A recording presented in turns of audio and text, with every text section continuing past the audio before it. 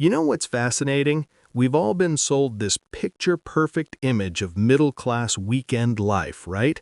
The one where families are brunching at trendy cafes, kids are at soccer practice, parents are tackling ambitious home improvement projects, and everyone's living their best balanced life. But here's the thing that nobody's really talking about. That's not what's actually happening behind closed doors in millions of American homes right now. I spent the last 6 months digging deep into this topic, talking to real families, looking at actual data, and what I discovered is going to completely change how you see the American middle class. Because the reality of how average Americans spend their precious 2 days off is wildly different from what social media and popular culture would have you believe. And honestly, once you see what's really going on, so many things about our society suddenly start to make sense. Let's start with Saturday morning, because that's where the illusion really begins to crack. You'd think most middle-class families are up early, energized, ready to seize the day. But the data tells us something completely different. The average middle-class American adult is sleeping until almost 9 in the morning on Saturdays. And here's the kicker. They're not waking up refreshed. They're waking up exhausted from a work week that stretched them so thin that their body literally needs those extra hours just to function. And when they do wake up, they're not jumping into yoga pants to hit the farmer's market. They're reaching for their phones, scrolling through social media for an average of 45 minutes before even getting out of bed. Think about that for a second. Nearly an hour of their limited weekend time is spent watching other people's highlight reels before their day has even started. It's creating this weird cycle where people feel inadequate about their own weekends before they've even begun living them. Now, here's where it gets really interesting. When middle-class Americans finally do get up and start their day, the number one activity isn't family time or hobbies or self-care. It's catching up on everything they couldn't do during the week. We're talking about laundry mountains that have been building since Tuesday, grocery shopping that got pushed off 3 times, cleaning bathrooms, responding to emails that aren't technically work but feel mandatory, and dealing with the dozens of small administrative tasks that modern life demands. Recent surveys show that the average middle-class American spends between 4 to 6 hours every Saturday just on household maintenance and errands. That's a quarter of their waking weekend hours gone before they've done a single thing they actually want to do. And this isn't because they're disorganized or lazy. It's because the 40-hour work week, which hasn't changed since the 1930s, by the way, doesn't account for the fact that life admin has exploded in complexity. Your grandparents didn't have to spend Saturday afternoon comparing insurance rates online, troubleshooting why their smart home devices aren't working, managing subscriptions for 17 different services, or sitting on hold with customer service for their internet provider. But you do. The mental load of modern middle-class life has expanded massively, but the time to deal with it hasn't. Let's talk about Saturday afternoon, because this is where the disconnect between perception and reality gets even more stark. The Instagram version of middle-class Saturday afternoons shows families at museums, parents coaching Little League, couples at wine tastings, or DIY enthusiasts transforming their homes. And sure, some of that happens.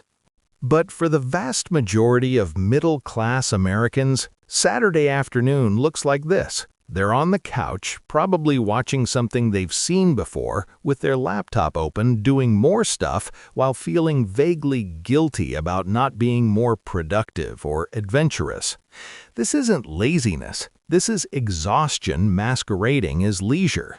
Studies on weekend behavior show that middle-class Americans are experiencing what researchers call leisure sickness. where the moment they stop the constant grind of the work week, their bodies and minds essentially crash.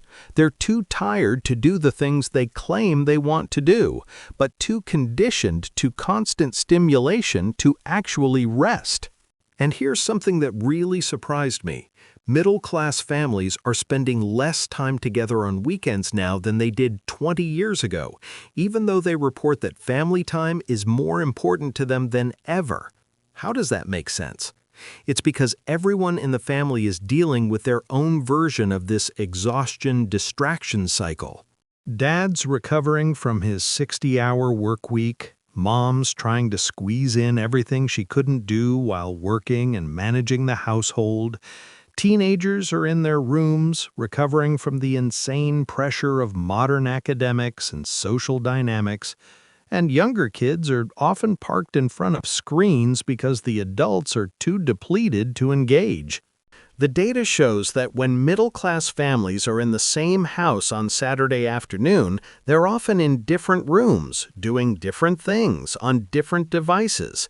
The togetherness is more geographical than emotional or experiential. And before anyone jumps in with judgment, this isn't a moral failing. This is what happens when an economic system squeezes every ounce of productivity out of people during the week and then acts surprised when they can't bounce back into perfect family mode the moment the weekend arrives. Now let's move to Saturday night, because this is where the myth versus reality gap gets almost comical. The cultural image of middle-class Saturday night is date nights, dinner parties, going out with friends, experiencing local culture. The reality? Most middle-class Americans are ordering takeout, watching streaming services, and in bed by 10:30, and they're not even making it through a whole movie without falling asleep. The research on this is pretty clear. Middle-class Americans are going out significantly less than previous generations did at the same life stage. They're seeing friends less frequently. They're participating in community activities less. And it's not because they don't want to, it's because they can't. They're too tired. They're too broke after covering all their basic expenses, or they're too anxious about all the things they still need to do on Sunday. Speaking of money, let's address the elephant in the room. The middle-class weekend experience has been fundamentally transformed by economic pressure. What used to be a time for genuine leisure and community engagement has become a time for side hustles, gig work, and constantly calculating whether they can afford to do anything beyond the basics. A significant percentage of people who identify as middle class are working second jobs or doing gig economy work on weekends just to maintain their lifestyle. That Uber driver picking you up on Saturday night, there's a decent chance they're a middle-class professional trying to cover their mortgage or their kids' braces. That person doing DoorDash deliveries could easily be someone with a college degree and a full-time job who's just trying to build a buffer in their savings account.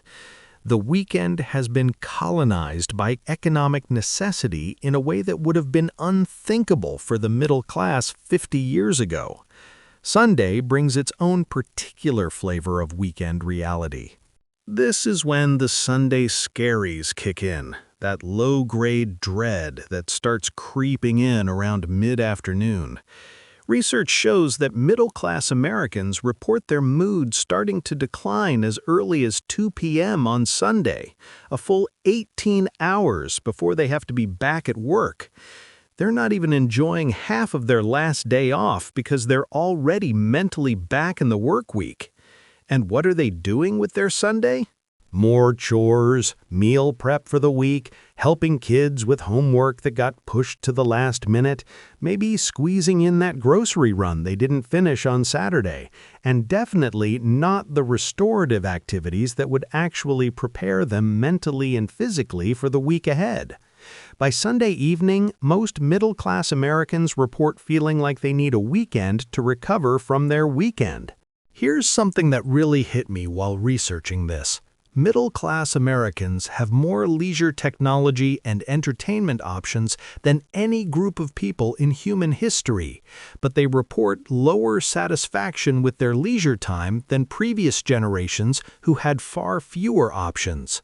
They have access to millions of movies, shows, songs, games, and experiences at their fingertips, but they're paradoxically less able to enjoy any of it because they're too stressed, too tired, and too distracted. The weekend has also become a battleground for what I call performative living. People are so concerned with documenting that they're having a good weekend, proving on social media that they're living well, that the actual experience of the weekend gets lost. They're not at the park enjoying nature with their kids, they're at the park getting content of enjoying nature with their kids. The experience becomes secondary to the documentation of the experience. And let's talk about what middle-class Americans aren't doing on weekends that they probably should be. They're not getting enough physical activity. They're not spending enough time in nature. They're not connecting deeply with friends and community. They're not pursuing hobbies and interests that bring them joy. They're not getting the kind of rest that actually restores them. All of these things that we know contribute to human well-being and happiness are being crowded out by exhaustion, obligation, and distraction. But here's what's really important to understand. This isn't happening because middle-class Americans are making bad choices or have wrong priorities. This is a structural issue. The middle class is caught in a squeeze where wages haven't kept pace with costs, work demands have intensified, the safety net has eroded, and the time and energy required just to maintain a middle-class existence has exploded. The weekend isn't failing them, the system that's supposed to support middle-class life is failing them. What we're seeing is an entire economic class that's running on empty, using their weekends not for restoration and connection and joy, but just for basic survival and maintenance. And then we wonder why anxiety and depression rates are climbing, why people report feeling disconnected and unhappy, why family bonds are weakening, why community participation is declining. It's all connected to this fundamental reality that the weekend, which is supposed to be the release valve for all the pressure of modern life, has itself become another source of stress and inadequacy. The most heartbreaking part of all this research was hearing middle-class Americans describe their weekends with this mixture of guilt and resignation. Guilt that they're not doing more, not being better parents, not maintaining their homes properly, not seeing their friends enough, not exercising, not being more cultured or engaged or productive. And resignation that this is just how it is now, that this treadmill of exhaustion and obligation is just the price of middle-class life in America today. So, if you're sitting there recognizing yourself in this description, if your weekends look more like survival mode than the highlight reel you see online, I want you to know something important. You're not alone, you're not failing, and you're not lazy. You're experiencing the reality of what it means to be middle class in America right now. And the gap between what we're told middle-class life should look like and what it actually looks like has never been wider.